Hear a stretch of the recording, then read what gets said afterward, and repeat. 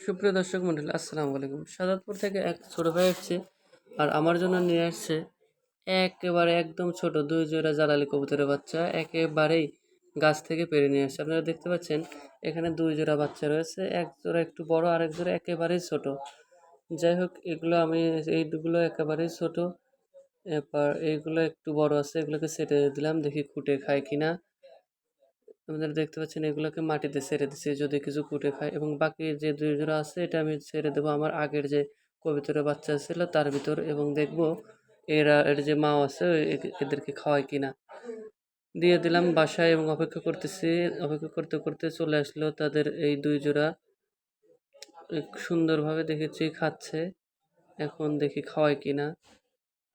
হয়তো বা খাওয়াবে, দেখতেছি। হ্যাঁ, এবং মাটা কিন্তু সর্বপ্রথম চলে গেছে এবং দেখতেছি খাওয়াইতেছে। একটু জুম করলাম।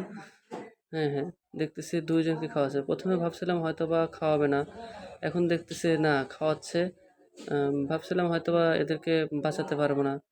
কিন্তু এখনো মনে হচ্ছে না বাঁচাতে পারবো, এবং খাওয়াতে পারবে।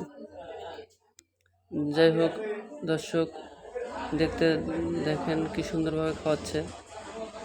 একা কিন্তু ওর খাওয়াতে কষ্ট হচ্ছে। যদিও ৩ টা বাচ্চা একজনের খাওয়ানো কঠিন।